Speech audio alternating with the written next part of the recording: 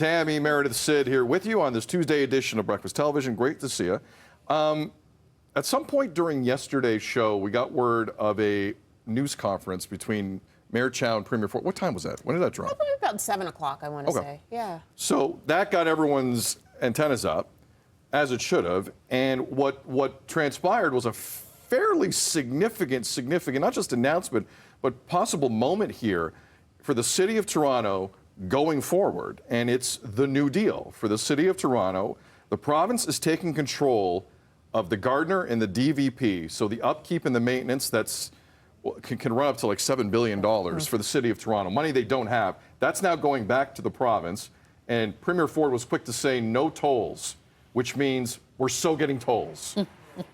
Hopefully not. Hopefully not. Also, as part of the deal, Toronto will get a lot of money, $1.2 billion per year over 3 years. They had a $1.5 billion deficit in the budget by the time Mayor Chow was brought in as mayor officially. And the other part of this for the province is now the city will officially kind of really step back and let the renovations at Ontario Place run their course. And with the Auditor General looking at this deal here with Therma and the 95-year lease that's coming, boy, this premier really wants to get this legislation through. And there was some talk of maybe having that indoor parking garage move over to the exhibition grounds. But that's kind of the give and take that took place between the city and the province yesterday. And I got to say, I mean, we have some time here to dig in on this. I didn't hate a lot of what I heard yesterday, Tam, and I'm one of the most pessimistic people you're ever going to meet. What were your thoughts on this? I was shocked about the Gardiner and the DVP. I knew it was a possibility, but the fact that the city has had that downloaded onto them, 20 plus years ago?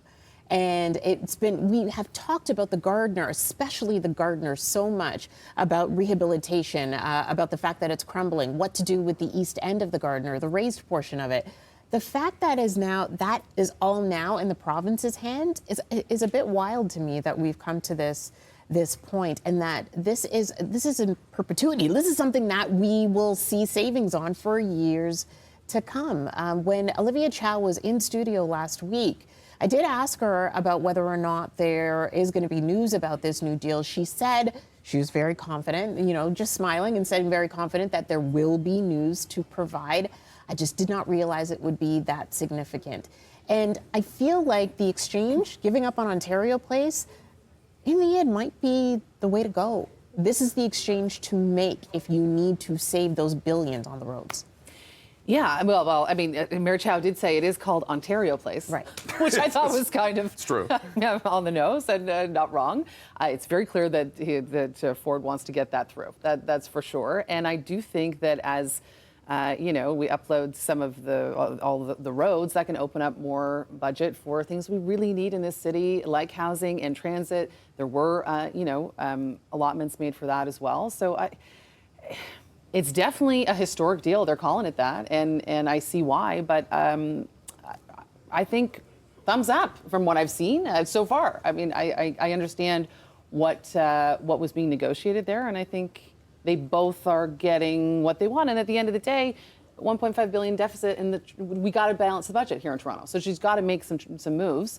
I think potentially people could come at Mayor Chow saying that potentially there's a bit of a flip-flop in terms of her feelings about Ontario Place and public lands. But that really seemed to be the only sticking point there that I was surprised on. Yeah, I'm with you.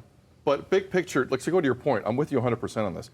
It was something Mayor Chow campaigned on, and there were a lot of private interest groups, and you've heard from them within the last 24 hours, who are really upset at the hands-off now approach with Ontario Place. But to these private interest groups, and I'm going to say this with all the respect in the world, where are we getting the $1.5 billion in this city then? I mean, that's it, yeah. I know that's not your responsibility, but that's her responsibility.